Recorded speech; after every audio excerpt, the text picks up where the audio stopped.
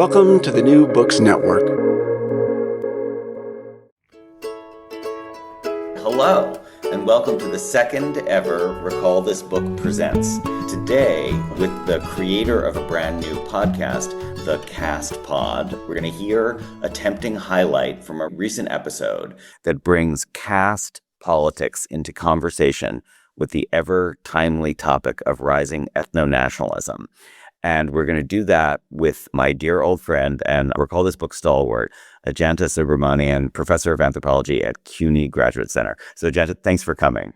Okay, so I'm just going to say a little bit about you before we talk about your podcast. So as listeners who probably eagerly devoured her 6-part series on violent majorities will remember, or even her early Recall This Book episode on the caste of merit. That was back in the days when we were still hanging up blankets in order to get the perfect sound. You will remember that she is a gimlet-eyed anatomist, not only of Indian caste politics and how they are internationalized, but also how spaces of international solidarity are up for grabs between what seems to be a waning left internationalism and a waxing set of far right-wing politics that somehow find ways to make a nefarious common cause. So I could talk about her for a long time. I could talk about the accomplishments of her first book, Shorelines, Space and Rights in South India, and her current scholarly work in progress, which includes a study of Dalit politics in a gold mining company town in South India, and also on the transnationalization of caste in the United States. But instead, I'm going to pivot back here to the thing we're going to talk about today, which is the Caste Pod. So, Ajantha, you know it's standard to ask you to introduce your project to us. But I thought since we're doing something a little bit unusual here, I would break that up into 2 different questions and first ask you to just tell us about the current work in progress. What is it that interests you about caste and caste in an international context? And so how you came to that. And then we'll move from there to the more specific question of that why a podcast as a way of understanding and exploring that topic. Okay, great. My entire kind of scholarly arc has involved caste in one way or the other. And the way I explain that is that I've always been really interested in how older forms of inequality get reconstituted under conditions of capitalist democracy. So how does something like caste, which is commonly thought of as an archaic social institution, whose power is supposed to erode, is flourishing and even arguably getting stronger in South Asia as it gets repurposed for new forms of social life, for new forms of political life. I think for me, what's really fascinating about caste is that it's old and new. In that way, it's like race, which is also old and new. Forgive me, you know I'm an interrupter, but so let me, can I ask about the word repurposed? Just because as we've frequently discussed in previous episodes, you and Elizabeth are anthropologists and you have a nuanced understanding of social forces. I'm coming from it a little bit as an outsider, as a literary person, but when I hear repurposed, I hear specific agency, like somebody is out to do this. Do you understand it that way, or do you understand it more in terms of impersonal structural forces? Yeah. Are there black hats and white hats in your account, or how do you? I would say it's both. I'm really interested in how caste becomes a category of governance. And when you think about governance, it is both a sort of impersonal structural process, but it's also driven by people, right? States are populated, and a lot of these kinds of initiatives of recruiting caste for projects of governance are interested, right? There are people behind them that are aiming for certain outcomes. So I would say it's a bit of both. For me, the sort of modern iteration of caste is really attributable to colonial governance. So that's really what I'm interested in. And what that means is that even if caste as a kind of mechanism of social stratification has remained in place, often it's the markers of difference change, right?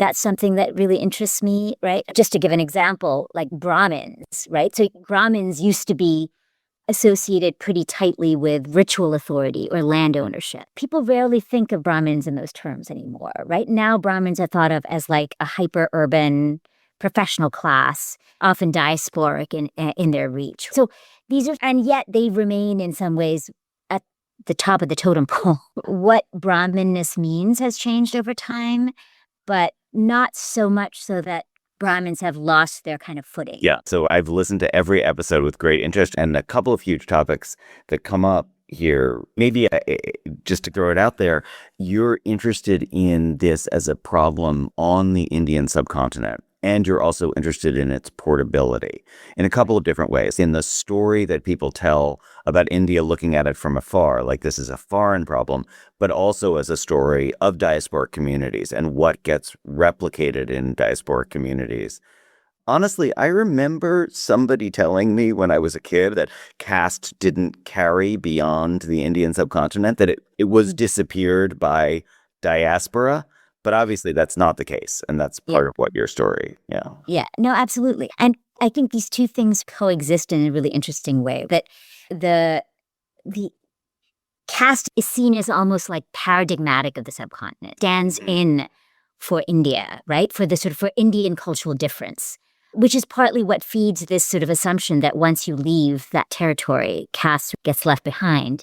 But it's a social institution, right? That moves with the people who subscribe to it. And it's come to different parts of the South Asian diaspora. It's taken different forms. I wouldn't say that caste in the US looks exactly the same way that it does either in South Asia or, say, the UK, partly because the migrant streams have varied, right? So in the US, the South Asian community is overwhelmingly upper caste. And so that has meant that caste looks a certain way.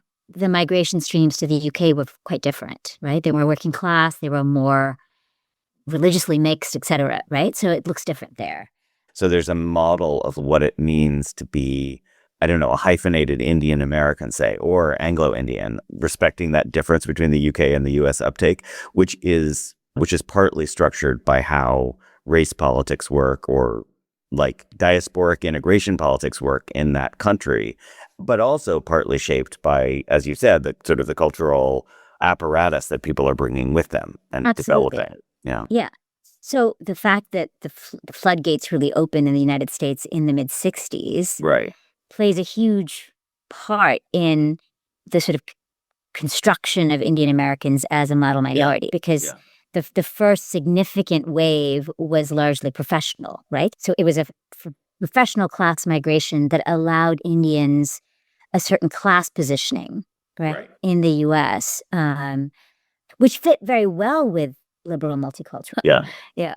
The funny thing is, the model minority status is so dependent on the forms of on the caste inheritances that allowed to migrate, right? So caste is integral to both transnational mobility and professional success in the U.S. has to be negated. Oh, isn't there a rhetorical move that you talk about in which caste gets marked as a sign of cultural difference, so that to criticize caste can be accused as being a form of racism because you're not tolerating the cultural diversity which is expressed through caste? Isn't that So it's funny because I think the people who are very nervous about the caste conversation want to have it both ways, right? They both want to say caste is culture, right? And so to criticize caste is to criticize Hinduism. And they want to say there is no caste in Hinduism, that Hindus are this sort of homogeneous, organic whole that don't suffer from these forms of internal stratification. So they want to say both things. Caste is culture, and there's nothing to see here because caste has not carried. Right? So that you just identified why things make for a great intellectual project, which is that when something that people desperately want to hold on to, but they also want to say there's nothing to see here, that's where academics do our best work, I think. Okay, so this is incredibly helpful, and we've already touched on a lot of the topics that come up in many of the episodes of your podcast. So now can we pivot to the how question, which is you've identified a topic that is immensely interesting to you. Why did you decide that a podcast would be a good way of getting at it? I'm trying to remember when I first started listening to podcasts. I think it was during COVID. My brother's family had a whole thing called the podcast walk. It took me a long time to understand it. 4 of them would go out and they would each listen to their own podcast separately during the pandemic. They would just be walking down the street in 4 different worlds. I was like, wow. That's hilarious. Yeah. That's funny. Yeah. But I think it became like a bit of a lifeline, right? And so I started listening to podcasts. I listened to Recall This Book all the time on my walks. And I I think it's a really great medium for curating conversations on contemporary issues that straddle the divide between the university and its outsides. There's an immediacy to it, there's a reach, which to me was very attractive. And it's not that caste has not been a topic of debate in the academy. It very much has been. But it's only recently that it became part of public debate in the US. I would say 2020 was a real moment when it broke through. And it was partly because of Isabel Wilkerson's book, which sort of brought a lot of these older conversations about how to understand caste and race as comparative and connected forms of stratification. Would you say caste, race, and class? Is that a triad, or would you just say caste and race? So for me, caste, race, and class are necessarily interlinked. Yeah. I would say that for Wilkerson, the class piece drops away. Yeah. She's much more interested in the kind of psychosocial dimensions of caste and race. She's not really interested in political economy, right? For me, political economy is key to the whole thing, right? So there was her book, and then there was this case against Cisco Systems that was brought by the California Department of Civil Rights on behalf of this Dalit employees. But I think these two events converged, and caste broke into public consciousness in the US. And so it seemed, so I was following that, and I was also part of this movement to make caste a protected category in US anti-discrimination law. In fact, Brandeis was the first university to adopt caste as a protected category. I had no idea. Wow. Yeah, Brandeis was the first.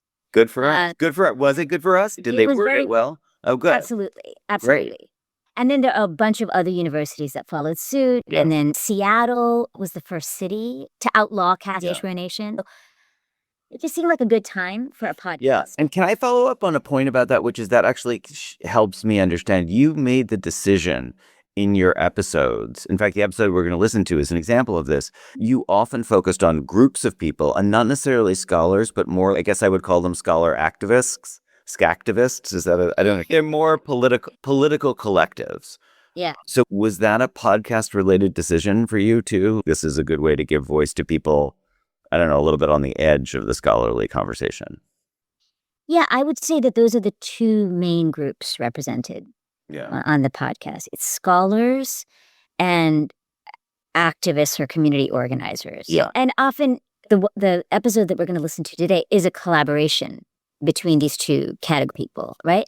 But sometimes some of the episodes have been just with scholars and others have been just with activists. Yeah. But I would say that sort of the kind of ideological orientation of the podcast is a kind of transnational anti-caste approach, right? To thinking about society, politics, history, etc. Great. And okay, so I think we're like a minute away from listening, but maybe a final question would be, like, is there something about the decision to turn to podcasts that surprised you, ideally in a good way, but maybe in a bad way? Is there some dimension that it opened up that was not available to you in your previous scholarly practice? It's been so fun to just come up with a kind of an ideal list of guests and have it happen. I've been able to bring people on who I had imagined talking to, but had never figured out a way to access. And no one has said no yet. From my own sort of understanding of this incredibly complex phenomenon, it's just been so revelatory to talk to folks who are not scholars. But as an anthropologist, you've already learned how to talk to non-scholars about your topics, right? But not always as experts. Right. And here I'm talking to non-scholars as knowledge producers in their own right. Yeah. Right? Yeah. Who are making sort of consequential interventions in the kind of sociopolitical spaces that they inhabit. So it's been pretty amazing. Yeah, that's very cool. Okay, so we're going to now listen to a substantial chunk of episode 10, which is called The Diaspora Can Do Right. So maybe you want to just set it up for us a little bit, and then we'll listen to about half an hour of that conversation. Okay, so this is an episode with Savera, which is this multi-religious, anti-caste, multiracial coalition of people who are dedicated to combating the rise of what they call the transnational far right. Savera has produced these 3 remarkable reports which look at the the growth of the Hindu right in the US from about the 1970s on. And you can see these distinct phases of growth. What happens with the shift from the migrant to the US born generation, right? How does the politics of the diaspora change over time? And in a part that we don't hear in the excerpt, but I'll just mention it now, you also bring up the direct parallel to Zionism and to the question of the Jewish diasporic experience and how we've seen a drift in Jewish immigrant politics as well, like what it means to be defined as the diaspora. And that, of course, is totally familiar to people who listen to the Your Violent Majorities episodes with Laurie Allen. You've been thinking about what we learn by basically putting Modi and Netanyahu next to one another. Okay, so with that, we're just going to step back here and we're going to join that episode in progress. That's great. Of course, all of this is part of remaking the Indian state and remaking Indian society. So how does this project then link up to the other term, right, which is American Sangh? What is the American Sangh? Yeah, I can try and take that on.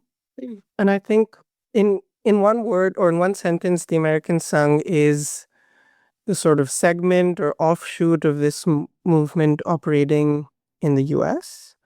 And I think in these reports, we use these terms while drawing on a lot of both new and old work on the Sangh that identifies it as a networked entity rather than a single organization or a single ideology. In that the RSS has consistently written about how it understands itself as sort of diffuse and variegated, but ultimately a singular network. In that its basic purpose is not just, I would say, to bring together all Hindus into a commitment to Hindutva, nor is it simply to achieve state power in India, but something a lot deeper, I think, which is to sort of cure Hindus from the effects of what it sees as millennia of weakness and emasculation. The RSS uses sort of immunological language quite often to describe Hindus as a nation that requires organization to be quote unquote unified and quote unquote harmonized. And a lot of this is what we could call a sort of organicist ideology, in that they see the Hindu nation as a single organism.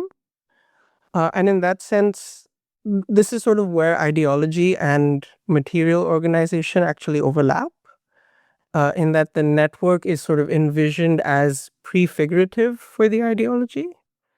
And so the network is something that will touch each organ within this organism, including if those organs leave the sort of motherland. And I think organicism is I find it a really useful way to think of the Hindu far right, because you actually see that both caste and Islamophobia are prefigured in the idea of organicism, because the idea of organicism proposes that society is a sort of natural, integral, and systemic unit. And that inevitably implies a sort of binary of people who are natural or unnatural to that society, people who are internal and external to it. And so the Muslim, the Christian, and often the Sikh, when they don't conform to that organicist idea, are seen as foreign and seen as worthy of expulsion. But I think we also know that the sort of history of Hindu society being imagined as a body has a long history, and that history is fundamentally rooted in caste. And with the RSS, this becomes a sort of material, ecological organizing principle, in that the RSS consistently talks of harmony and unity. But what they mean by harmony and unity, I think, are really key to understand, where they see any conflict within Hindu society, including what I would say is a sort of just conflict of fighting caste oppression, as aberrations. And if they understand Hindu society with its fundamentally caste nature as natural and sort of divine, any attempts to fight caste are seen as aberrations, and most often not just as aberrations, they have to be described as the conspiratorial projects of these outsiders. Mm-hmm. And so very often you'll hear the VHPA or the Hindu American Foundation describe anti-caste work as colonial projects, as ploys to divide Hindus. Um, and in that sense, the American Sangh is an extension of this work where this sort of concept of organicism extends into the diaspora because they see the Hindu nation as having extended beyond the boundaries of India itself. And I think Prachi mentioned the ways in which they're not particularly committed to sort of 1947 borders of India in the first place.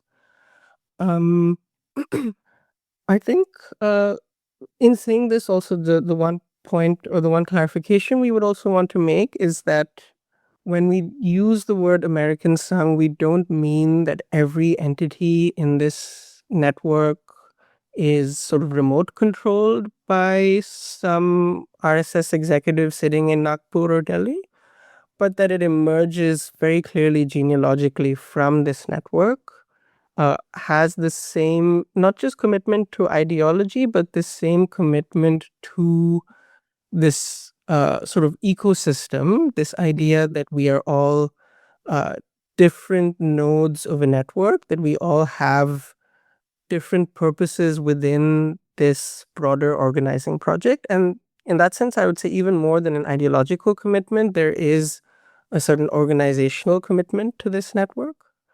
And in many ways, it follows not conspiratorially, but actually from the social networks that are produced by sort of concerted organizing. And many of those social networks, I think, map on very closely to caste, and we can get into that as well. Great.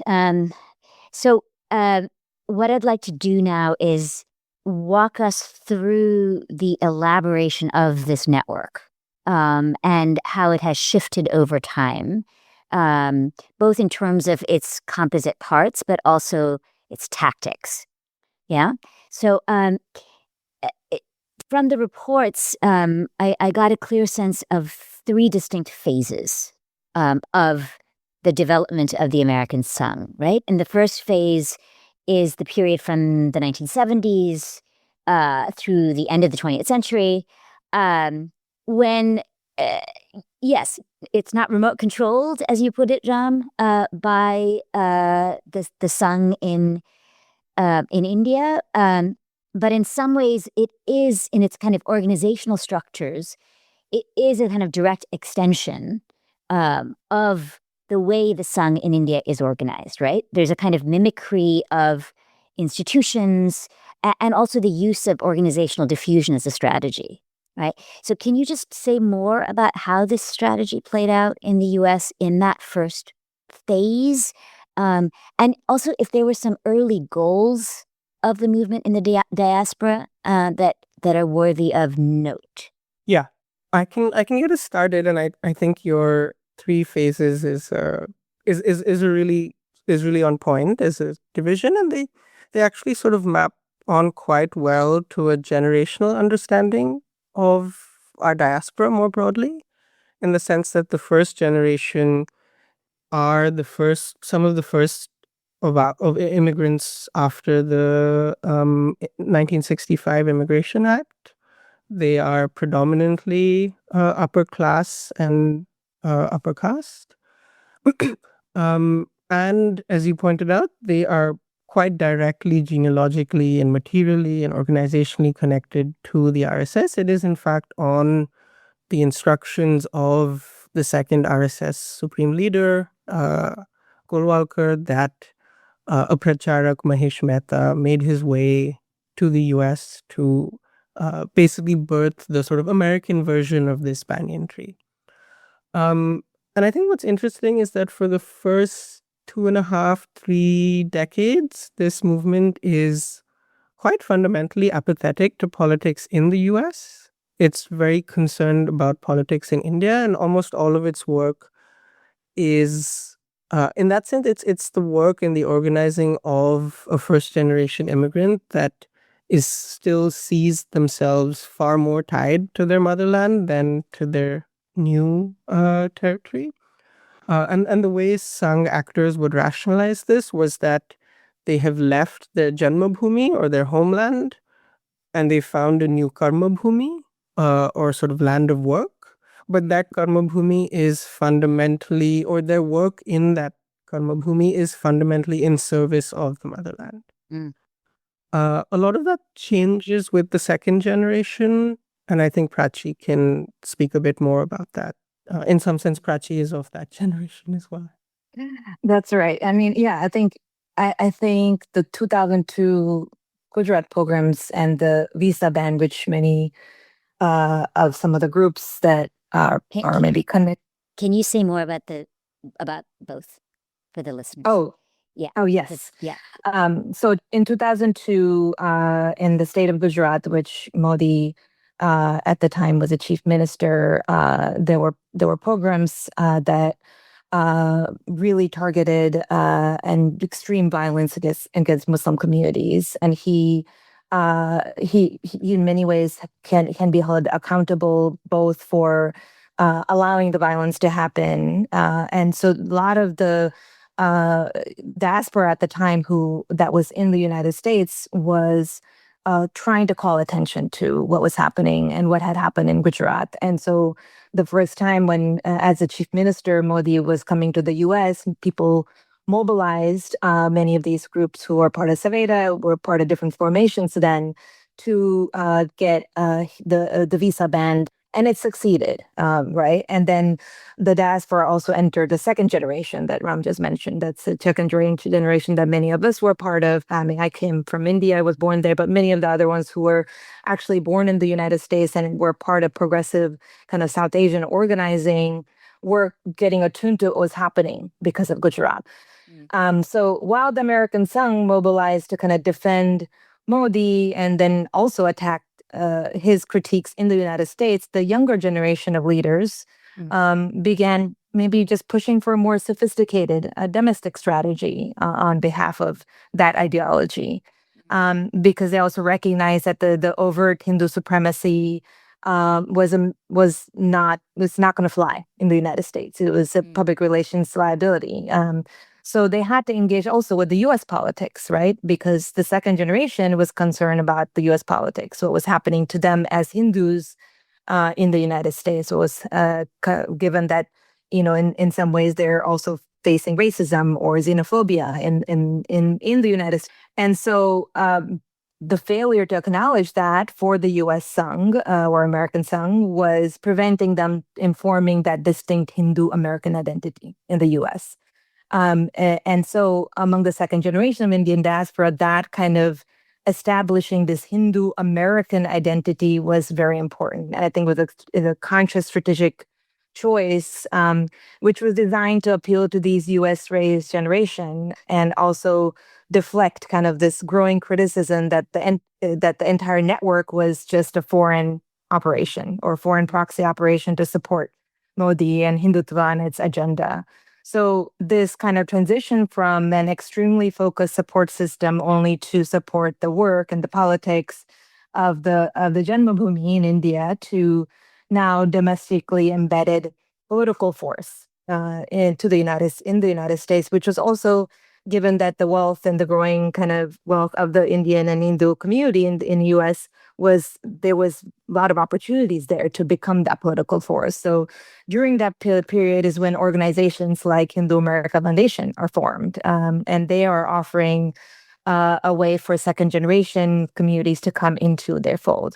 So these groups established this unique Hindu American identity by appealing to the second generation of Indian Americans who are seeking really a cultural connection of Hinduism. They want to know about what this religion that their parents are part of. They want to connect with that and have pride in that, right? So this wasn't just kind of a cynical ploy. It was also an attempt to really genuinely construct this fusion of milquetoast American liberalism and right-wing homeland conservatism as well. It seems like the Hindu American Foundation is a kind of key marker of this transition, right? So HAF is founded in 2003. It identifies as a U.S. civil rights organization. And that self-definition seems critically important.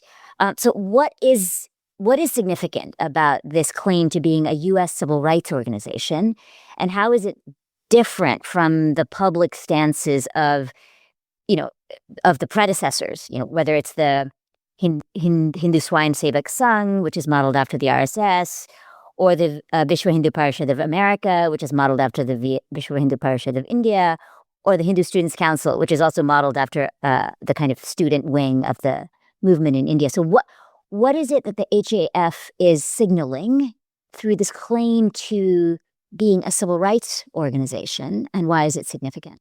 Yeah, I can try and take that. I think the starting point is just that the VHPA or HSS did not see themselves making representational claims to start. They didn't see themselves as an American constituency in this sort of multicultural fabric that we'd That's see what she was talking about, yeah. emerging. Obviously, I think the Hindu American Foundation describing itself as a civil rights group was something that they could do and have that self-definition received with a degree of deference, as Prachi described, because there was no one else on the table, so to speak. And so by default, they sort of anointed themselves and then had that anointing sort of accepted by the sort of rest of the civil rights world as sort of the representative of not just the Hindu American, in fact, but the Indian American community, or even the South Asian American community more broadly. So, I mean, one thing that's quite striking is that the cracks in the Hindu American Foundation's facade, I'm going to go ahead and call it a facade, of progressive advocacy, emerge very soon after the organization is founded. One of the co-founders of the HAF, Asim Shukla, comes out against a Human Rights Watch report on the Gujarat pogrom, right? Accuses Human Rights Watch of character assassination, blames Muslims for the violence. So it seems like, yes, they're sort of projecting themselves as this kind of civil rights group that is principally about, minority, religious, and cultural rights, that they're very much aligned with sort of progressive American values. But, very soon after, they start taking these public positions that seem antithetical to progressivism. My sense is that double speak doesn't really sort of explode into the open and become consequential until the 2010s, when there's a more overt alignment with the far right. So tell us a little bit more about this kind of middle period, right? From 2003 to the 2010s, when they're trying to have it both ways. Yeah, I think, or one way to put it is that this facade, or the reality behind that facade, was always visible internal to the community, I would say. My elders and mentors have always seen HAF for what it is. And I think along multiple axes, whether that's caste, whether that's the way in which groups like HAF understood the relationship between the Hindu community and sort of sibling communities like the Muslim or Sikh American communities, and indeed their relationship with sort of foreign politics and their continued defense of the Hindu right in India. On all of those axes, I think HAF made its colors quite clear. We've documented a pretty extensive record of anti-Muslim speech, of hosting or defending or collaborating with anti-Muslim actors, and a sort of continuous attempt to influence policy in Washington, D.C. In a way that cannot really be justified as protecting the interests of a domestic minority. The only consistent pattern we found in that research, and we documented quite extensively in the report, was its fidelity, I would say, to the RSS BJP project and its need to defend them by instrumentalizing this sort of language of civil rights and minority representation to say, and it's quite powerful, I think, when you are able to claim this defense in the language of the rights of your constituents as Hindu Americans. And I think that sort of connection is quite pernicious. It sort of weaponizes the genuine need for Hindu Americans and all minorities to have representation, and sort of weaponizes it for this quite pernicious purpose. So this third phase, 2014, Modi becomes prime minister. 2016, Donald Trump becomes president. So would you say that this is the period when the true face of the Hindu American Foundation comes to be seen not just for internal critics, but also to the larger landscape of progressive organizations in the United States? Yeah, and I think this accelerates especially after 2019, I would say. And what I think is quite a landmark moment is the the honorary chairmanship of the Republican Hindu Coalition by Steve Bannon. And it sort of sends a signal, I think, to the Hindu right that the sort of most avowed white nationalist is willing to build a multiracial coalition and willing to work with you. And so I think what you see then is the category of the Modi Democrat that I think had been quite active and live for the decade before 2019, let's say. You see that start to collapse, and you see that start to collapse out of both a push and a pull, in that there is this pull coming from segments of the American far right and the MAGA coalition that are trying to bring in non-white groups. And this is really accelerated by the two events with Modi and Trump that you have in September 2019 and then February 2020 in Houston and Ahmedabad, respectively. But I also think it's important to mention that there is a push as well, in that within the Democratic Party and then within the sort of progressive landscape and then within the Indian American community, there is more and more opposition to HEF and less of an ability for it to walk into those sorts of spaces and be accepted as the sole representative of the community. And so more and more HEF's position in these spaces is challenged. I think that's visible, for example, in the way the Hindu right responded to quite limited mentions of the abrogation of Article 370 in Joe Biden's manifesto, or his concern over the CA-NRC. Those are the types of things that make the Hindu right feel more and more that if Joe Biden is saying this, and if all of these progressive actors are critiquing us or showing our true face in these spaces, why not go to the right, who's really welcoming us in an unprecedented manner? And after that Republican Hindu coalition, I think the number of groups that fuse a Republican and a Hindu identity really mushroom. And I think where we are today, it's obviously much more difficult to be analytical when moments are so, when the moment we're in is so crazy. But it does feel like the sort of Modi Democrat has cracked in a way that is probably likely to be irreplaceable. I don't think we're going to come back to a type of liberalism that can hold that right-wing coalition. And this is even though there are pretty deep contradictions that have emerged between the MAGA coalition and the Hindu right. But I don't think the people who are finding discomfort with MAGA are necessarily going to fall comfortably into being progressives or Democrats. And so for a lot of us, I think the question of what happens is still unknown, but I don't think we're just going to return back to where we were 20 years ago.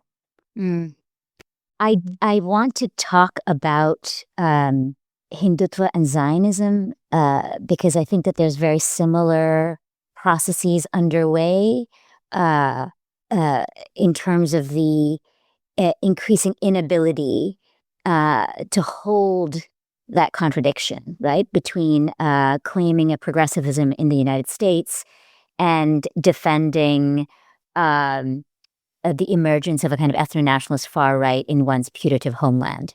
I want to get to that a little bit later, but I want us to focus just a little bit more closely on the role of caste. So in 2010, the Hindu American Foundation published this report, right, entitled Hinduism Not Caste in Caste, Not C-A-S-T in C-A-S-T-E, right?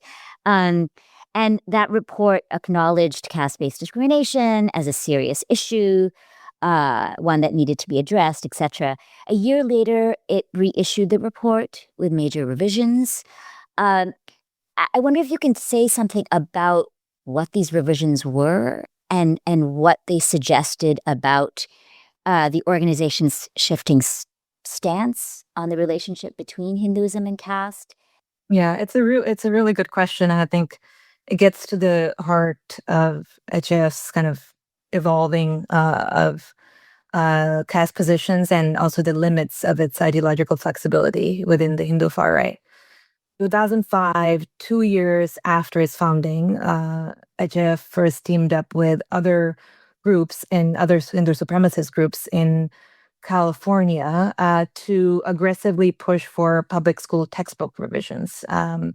And the central demand then was deleting the references to caste or benignly reframing it as mere kind of social classes or this innocuous division of communities. And they tried to remove the term Dalits, which is a term that's a chosen political self-definition of groups that's previously called untouchables, right? This is important term that comes from the community. So they wanted to remove the term. They also made attempts to frame Hinduism as the single monotheistic religion and or overlooking its kind of diverse and non-standard interpretations and effort to depict Christians and Muslims as foreigners. So that was part of what they tried to do within that too. And this established their initial goal to systematically kind of erase and whitewash caste-based discrimination and understanding of what caste looks like from the public narrative in the United States. And then you go to 2010, HAF publishes this Not Caste in Caste report. And on the surface, it was an outlier. It acknowledged, like you said, caste discrimination is a serious civil rights and human rights issue. So this document perhaps existed at the peak of HF's attempts to present itself as this liberal, alongside their effort on kind of queer rights, environmental justice, as be standing with these issues as well. So then 2011, HF, I think because it got serious pushback from Hindu far right siblings or organizations that are really connected to, then they capitulated and then produce this kind of update. So I think, really it shows that, acknowledging the existence of caste would have meant to existentially disturb the edifice upon which the entire project of U.S. Hindutva is based, right? So claim to a homogeneous kind of ethnic identity without talking about the internal differentiations. I think, in short, the 2010 report was an intellectual engagement that angered its political base, and then 2011 revision is kind of a political corrective that maintained their broader project, which is to secure a sanitized, monolithic, historically oppression-free narrative of Hinduism, of caste as these benign division of different people existing, equally within the communities. So yeah, I mean, I think it's strategic, really. Yeah, the one thing I would add is that this whole incident, I think, also speaks to the ability of the Sangh to sort of discipline the groups within it. That if HAF was as committed to civil rights as it was to its partners in the American Sangh, it would have perhaps been able to stand by the 2010 report, but it was not. It was embedded in these networks, and it were their donors and their fellow Hindutva organizations that spoke out against it. And I think the other quite interesting parallel, I think, is that if you look at sort of reform or Hindutva's emergence from 19th century reform movements, many of these reform movements emerge from a similar encounter with the West. And at least a minority of these movements in moments sought to dismantle caste, but a majority of them did precisely what Prachi mentioned, which was were more interested in protecting Hinduism and Hindu pride and the image of Hinduism than actually addressing the scourge of caste within them. And the RSS and the Hindu right, we know, emerges from that specific strand of, I don't think you can call it reformism anymore, of a sort of wounded chauvinism. And it added on to it this sort of militant outlook and a desire for organized power. And so I think what you see is that, and I think in thinking about Hindutva and caste, I wouldn't say that the Hindutva movement is always the most explicitly casteist force around. There are more casteist forces out there, I think. But the way in which, as Prachi mentioned, the Hindu right has this sort of reactionary response to anti-caste activism through the organs and the appendages of the RSS is, I think, quite unparalleled. And I think it goes back to understanding the ways in which their ideas of harmony and unity, that lower caste, oppressed caste groups have to stay within the hold of Hinduism. I think that's sort of core to this. And if anything, it's sort of especially virulent in the diaspora simply because of the sort of demographic dominance of upper caste groups. Where if you looked at the Hindu right today, the Hindu right in India is much more wary and seeks much more to appear conciliatory along lines of caste.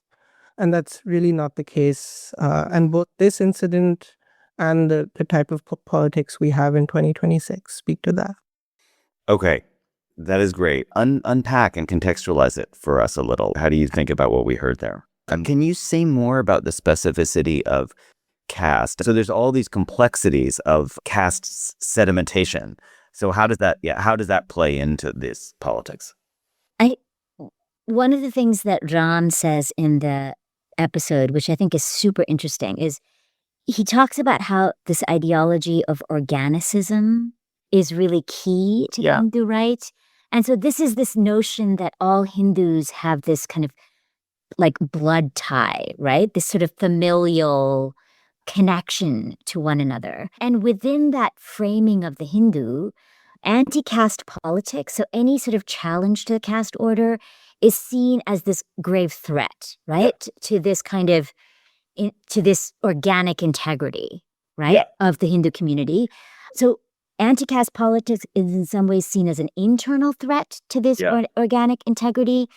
And non-Hindus, sort of Christians and Muslims in particular, are seen as an external threat. So it's really important for the Hindu nationalist movement to respond to the threat of anti-caste politics by both incorporating oppressed caste groups and suppressing dissent. This is really key. And one of the things that Prachi says in the episode, that the very origins of the Hindu right in India, which is the 1920s, this movement emerged in Nagpur, which is the city in Western India.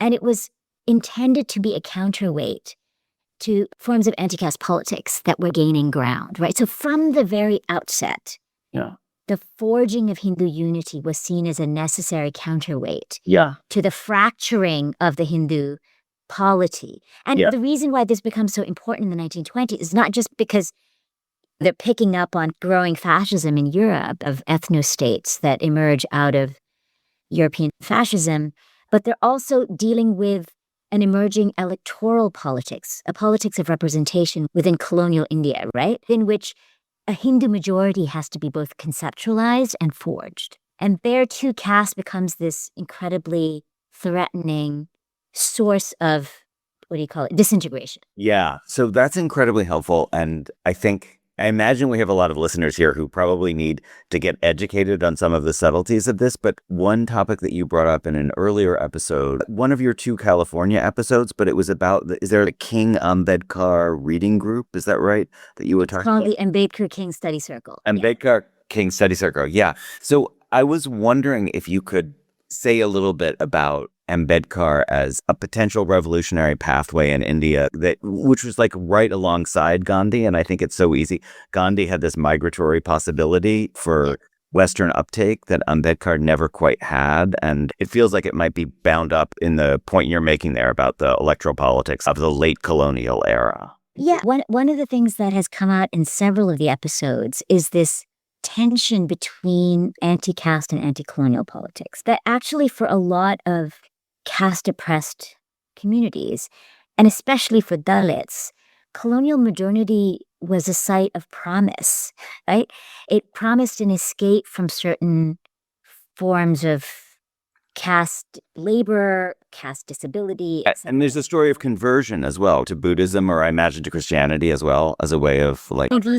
There were these mass conversions to what were seen as more universalist faiths that held out the promise of equality in a way that Hinduism never could. Yeah. So, yeah, and Gandhi, of course, becomes the kind of icon of anti-colonial nationalism. And as you said, John, Gandhianism as a philosophy travels, and it's carried to places well beyond the subcontinent. Yeah. In a way that Ambedkarism doesn't. Yeah. Which is interesting because Ambedkar himself came to Columbia University. He got his PhD at Columbia. He worked with Dewey. So he's a fascinating figure, but for reasons that should be obvious, he didn't have the kind of leverage that a Gandhi did, right? And in fact, for anti-colonial nationalists, his unwillingness to accept a kind of caste Hindu leadership as inherently emancipatory was a real problem. Just to bring this back to what I think of as the Ajantha take on it, which is that you're always looking for moments where people have clocked what other people are doing elsewhere in the globe. And it does feel like a sad missed connection of history that Gandhi got taken up for, as you're saying, because of the anti-colonial politics, but that the full implications of the anti-caste politics of Ambedkar were missing. I think people outside India didn't know how to read it in a way. Yeah. And I think now it's interesting. One of the episodes is with this historian, Nico Slate. Yes. That's sort of track connections, these movements in India and the United States. And part of what we puzzled through in that episode was, not just why Gandhi then, but also why Ambedkar now, because it does have traction now in a way he didn't then, right? Yeah. And now it's more sort of bi-directional. So in the 1970s in India,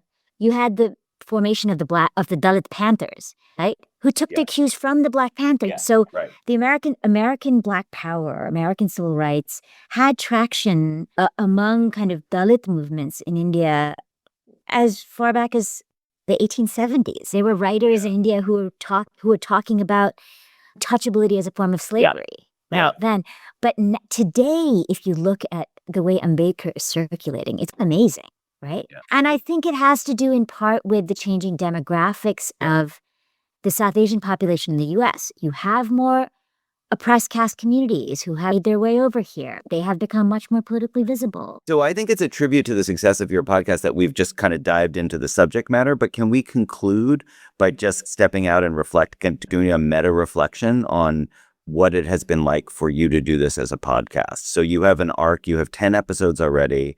I know from talking to you, you've got a music episode coming, you have other things coming. Tell me about the trajectory of deciding to do it as a series of podcasts. Yeah, it's been really fun to just brainstorm guests and reach out to them and create a platform for these conversations. I am going to try to maintain this kind of dual focus on scholarship and activism. I think it's important to place the kind of knowledge production that comes out of organizing labor on par with knowledge production in the academy. I want us to be able to think of these as different genres of knowledge production about caste, right? And to think about what we gain from one or the other. Right. Yeah. Yeah. Can I just say that's an amazing argument in favor, which I'd never thought of before, in favor of the genre of the podcast? There's something about the format that levels some of these differences. Yeah. So somebody can be a scholar who's published 10 monographs, but they're talking about their work in similar ways to a group like Severa that produces these reports. And I want to take the report as a sort of intellectual artifact. Yeah. As I take the monograph. Yeah, that's great. Footnotes matter so much. Show notes are basically just footnotes, and we shouldn't denigrate that. That's a great thing. The show notes are for people who want to go further. For me, it was great to have a link to those reports. Yeah. Exactly. And in some ways, I think activists have a more capacious and Catholic approach to knowledge than scholars do. Mm-hmm. Most activists are voracious. They read everything. Yeah. Yeah. Scholars tend to be much more tied back in what. So in a way, this is about forcing scholar listeners to, to pay heed to these intellectual labor. To return the favor, in a sense. Dude, again, I just have to say, I really think what you have done, even just in these 10 episodes, is super inspiring. And I hope you will continue, because it seems to me you've tapped into a really rich vein here. And the point you're making there about this kind of activism, the distinctive intellectual project of activism, and that this is a way to make it visible. I just think that's such an important angle for thinking about what this new medium can do. Yeah. It's taking my cues from Gramsci, for whom you need these blocks that cross-cut what could be these siloed spaces, right? And I want the podcast to do its part in trying to illuminate existing blocks and maybe even contribute to making new connections. So what you're saying is we need transnational podcast walks. Is that crossing borders with the podcast? Yeah. Okay. Cool. Thank you, Ajantha. Thank you so much for coming on. The podcast is the Caste Pod. Yes. Who do you give credit to for coming up with the title, the Caste Pod? Is that Vince? I think that was Vince. I think that was my partner who comes up with all of my titles. Good. Okay. Well, yeah. Keep up the good work. Yeah. It has been really fun. And I have to say, you are the one who pushed me to do this. The first time I ever hosted a podcast was on Recall This Book. And I got a taste for it. And you were the one who's like, the first sample is free. So yeah. Okay, keep up the good work. We're going to be admiring you from afar. And Ajantha, thank you so much. And to everybody out there, thanks for listening.